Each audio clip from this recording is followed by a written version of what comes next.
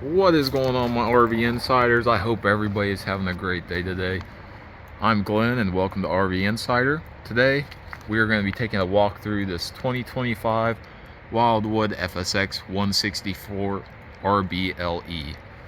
This is a rear bath couples RV with a lot of cool features that Forest River is packed in here, so we'll take a look at all those. Let me know what you guys think as we're going through the tour. Drop some comments below if you have any questions or just want to share your opinion on it. I'd love to hear it. If you guys are interested in getting some more information or would like to purchase this RV or an RV like this that I've put in any of my videos, I'll leave my contact information below along with all the technical specs and some pricing so you guys can get an idea what you're looking at. The FSX line of RVs are made fully featured, lightweight, and easy to tow. The FSX line offers convenience in a tiny package, making it perfect for the first time and seasoned campers alike. So Forest River has done a lot to try to pack in as much as they can in such a small single axle. The 164 RBLE is available in both the Wildwood and Salem lines. And as we come inside, you'll notice the first thing is the bed. This does have a pretty large bed inside of it for what you get. Underneath that, we have some storage. And if you look over there, that little door over there is that outside compartment door.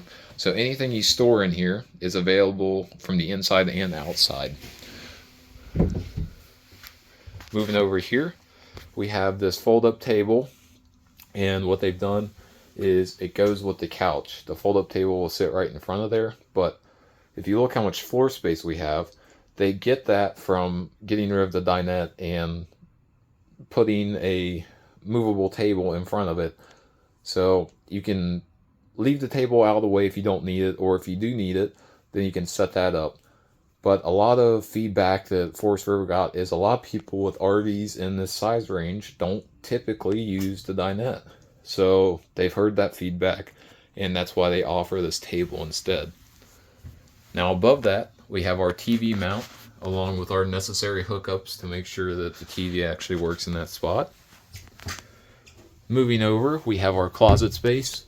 We have some place to put hanging clothes, as well as space on the bottom to put plenty of folded clothes. Moving over here, we have plenty of a long place to put some storage, along with about 14 inches of space in there. And we have another closet on the other side that mimics that one with the hanging storage. On each side, we have these little spots with AC outlets, so if you need to charge anything, that is available. We have our emergency window right next to the bed, along with the accordion style blackout shades. So if you want privacy at night, you can put that down. If you want some sunshine during the day, you can put that up. Moving over here, we have our stove.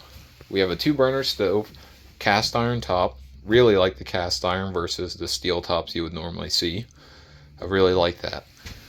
Moving over, we have our countertop. This is a plastic wrapped countertop, so if you are using the stove, don't set your pots and pans on here, it will melt through. Next, we have a decent size little sink here with a residential style faucet.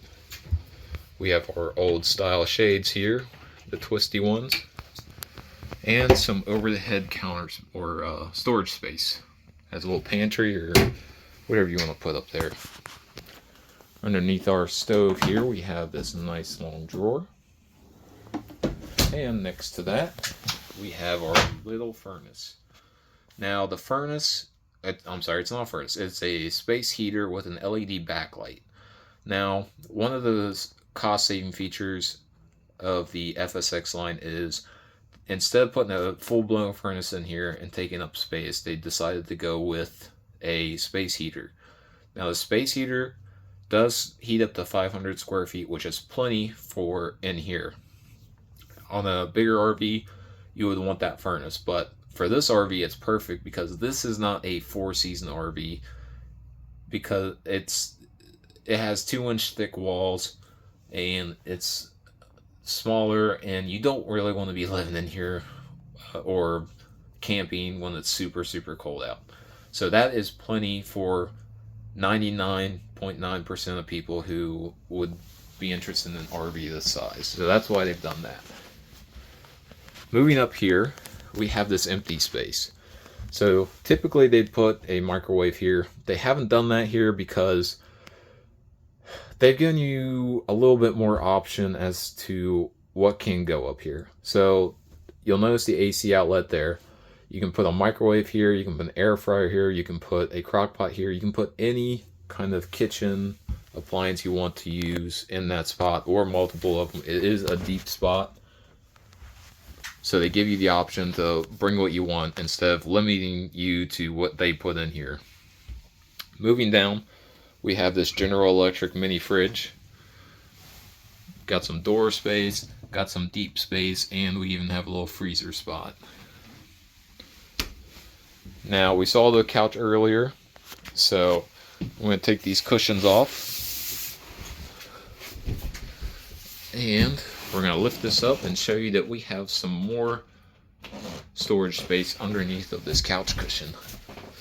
Right above the couch cushion, we have another exit door or window with the accordion style blackout shades.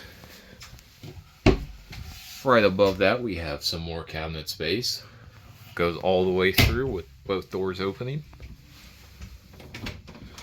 Moving to the back, we have our toilet with plenty of leg room in here.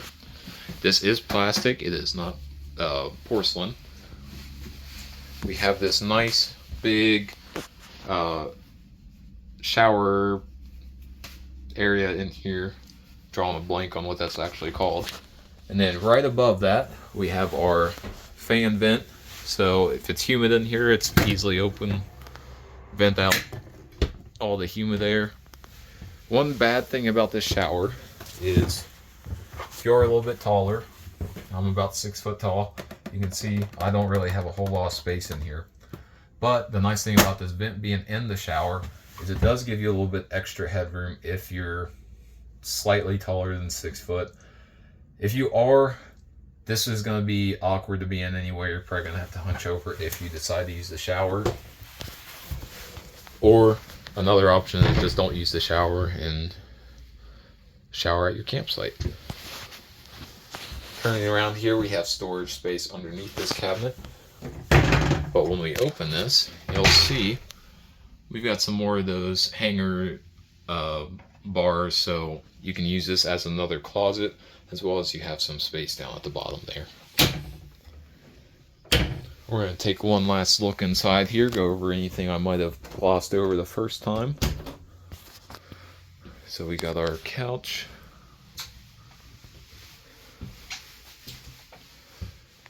One thing I did not mention is this is a Coleman 13,500 BTU AC, and with something this small, it gets cold very, very quickly. And on our way out, we have our control panel here. We have our water pump, water heater, both of our light switches, the battery and the water tanks gauges, and the 12-volt awning switch right there.